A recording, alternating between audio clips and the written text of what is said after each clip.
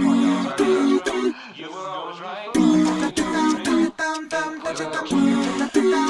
Oh yeah.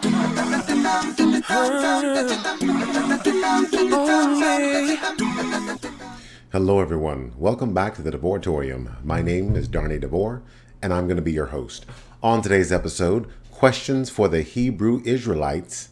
Was the law/salvation only for Israel? Big question today, and here's the breakdown the way it was presented to me. Sin is the transgression of the law. The law was only given to Israel. Therefore, only Israel can sin, and only Israel can be redeemed from sin. That's the basis from what I've been told from the Hebrew Israelite mindset. Now, I look at this and off on the surface, it looks like it might be correct. But when I put some thought to it, I started realizing this collection of thoughts don't really fit together as well as it looks like it does. So today we're going to delve into this entire synopsis. Sin is the transgression of the law. The law was only given to Israel. Thus, only Israel can sin and be redeemed from sin. This is considered what's called Israel-onlyism, that only Israel can be saved.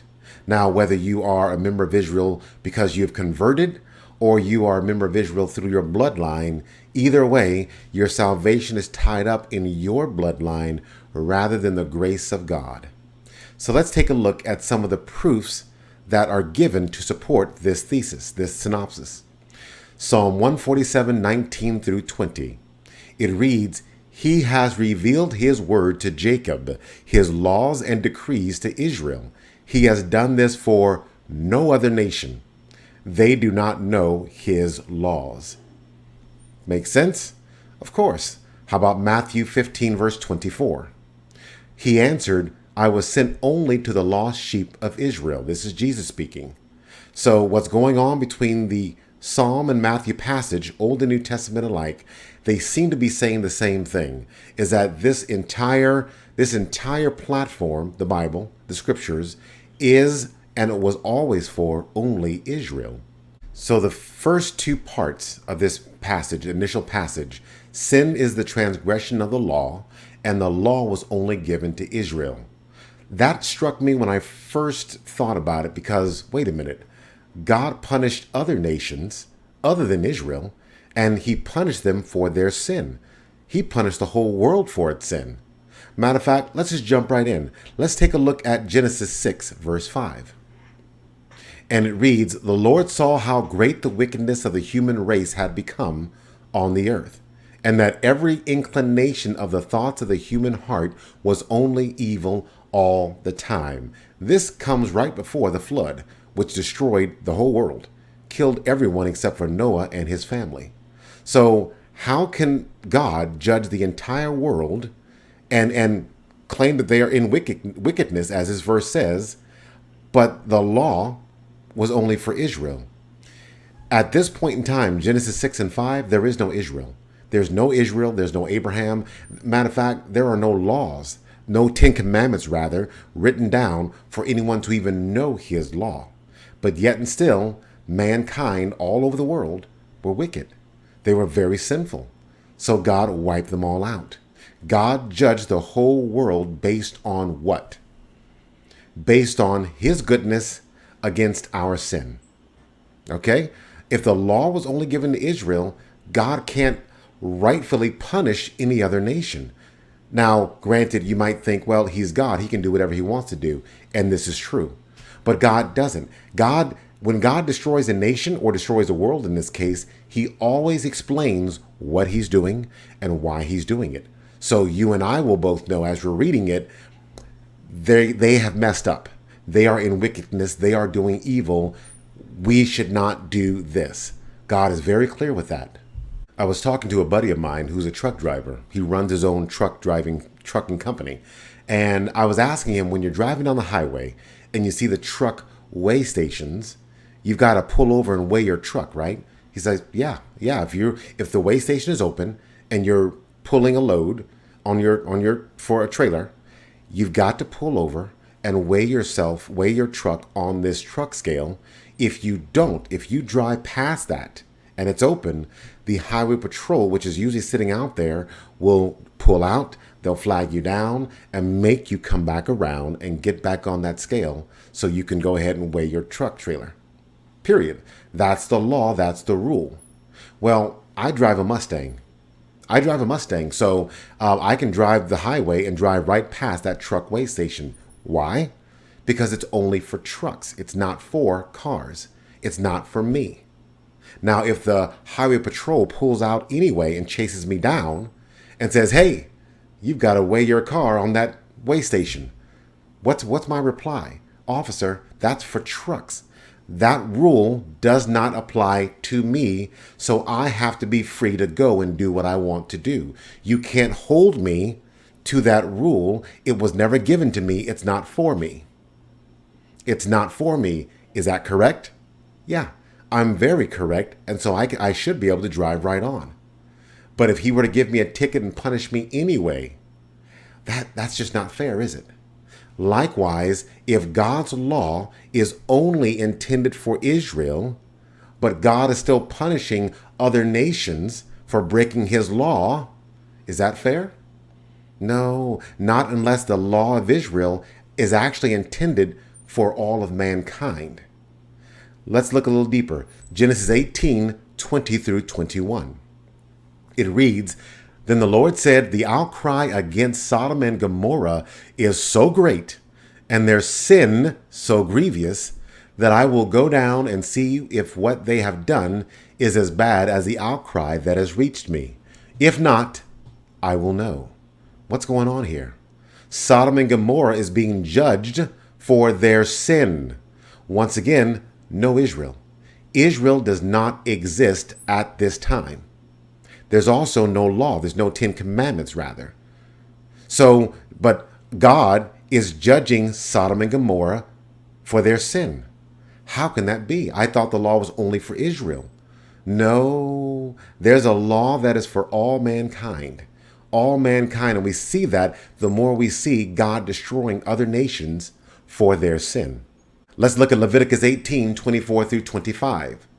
This is going to deal with the destruction or the calamities that God used to punish both Egypt and Canaan. These were two different lands. These were not Israelite lands. All right. Israel was enslaved by Egypt, and they were on their way to Canaan. And what is God telling them? Leviticus 18:24 through 25. It reads, Do not defile yourselves in any of these ways, because this is how the nations that I am going to drive out before you became defiled.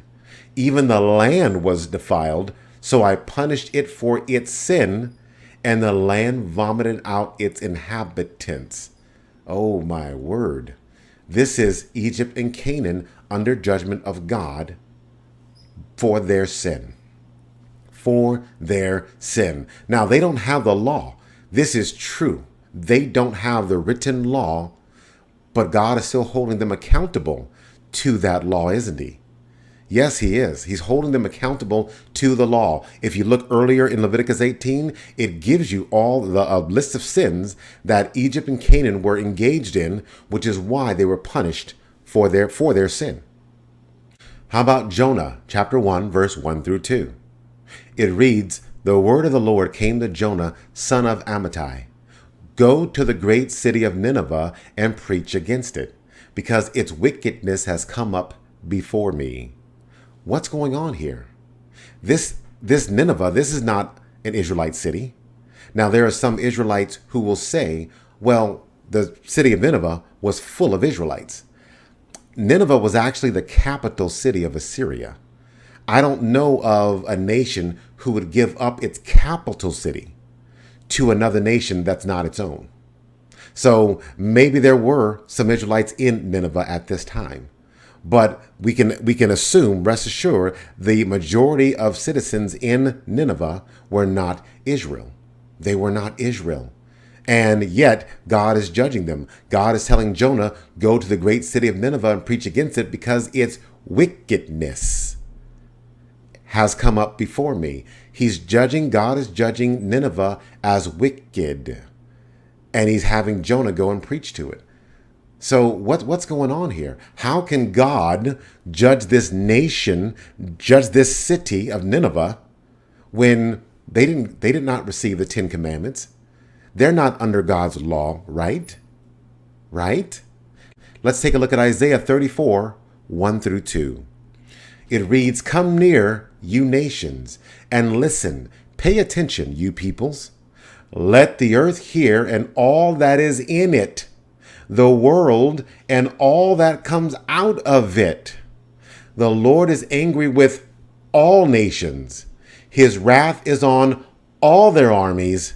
He will totally destroy them. He will give them over to slaughter." What does all mean? All means all, and that's all that all means, like a lady at church of mine, like what she always tells me that. All means all, and that's all that all means. Come near, you nations. Listen, pay attention, you peoples. Let the earth, the whole earth, okay?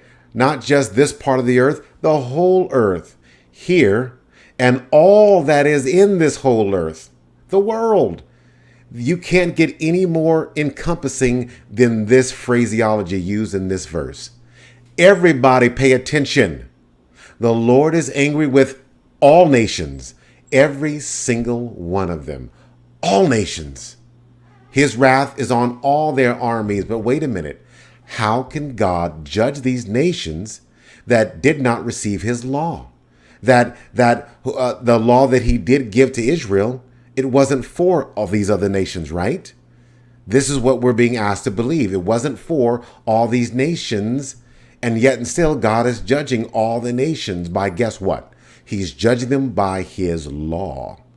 We have one creator for everyone. And so when God gives out a law, that law is for everyone as well.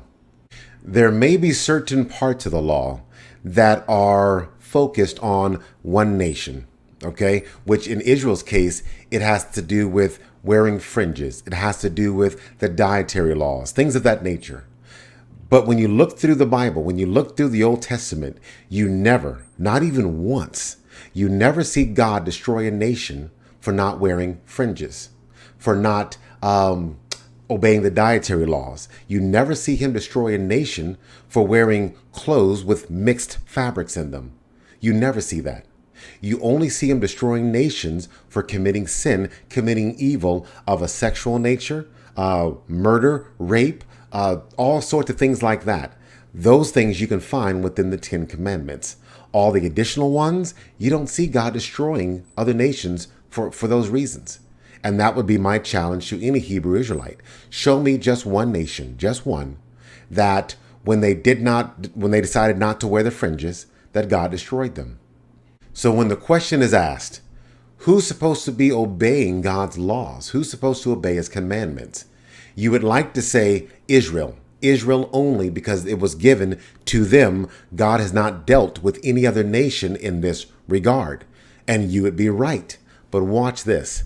In Ecclesiastes 12, verse 13 through 14, it reads, "Now all has been heard.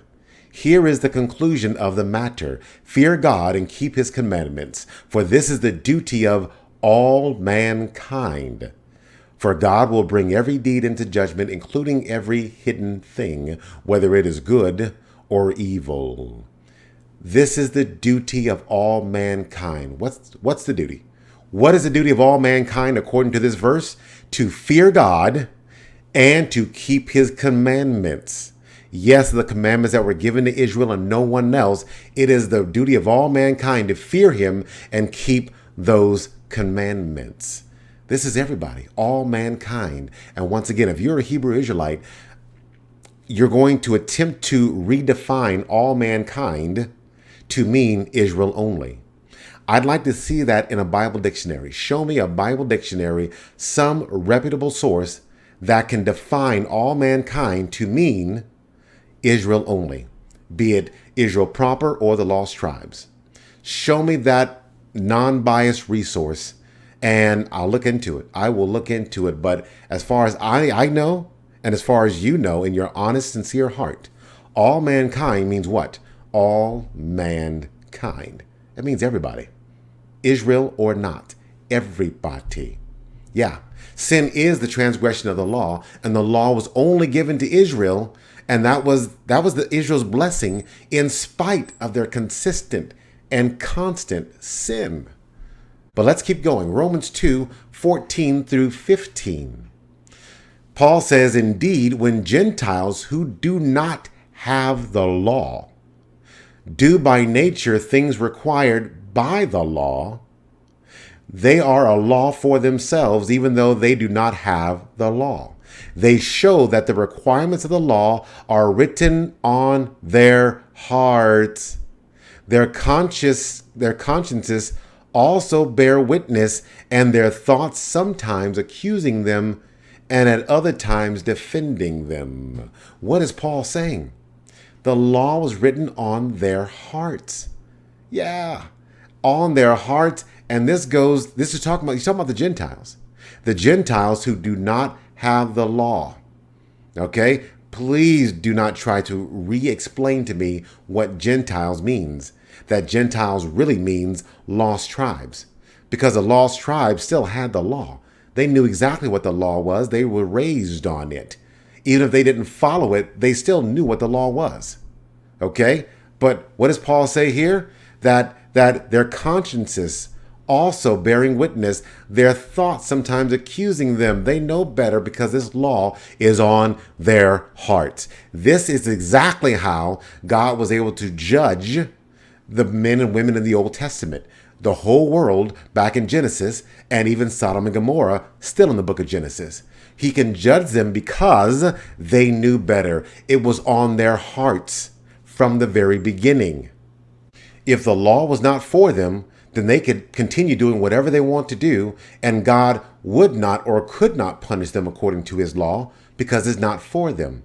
The same way I can drive by a truck scale in my Mustang and not be pulled over by the highway patrol because the law, the trucks, the rule that says the trucks must go onto that weigh scale does not apply to me.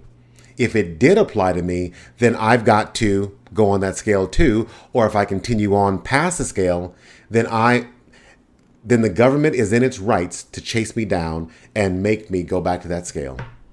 But they don't do that, do they?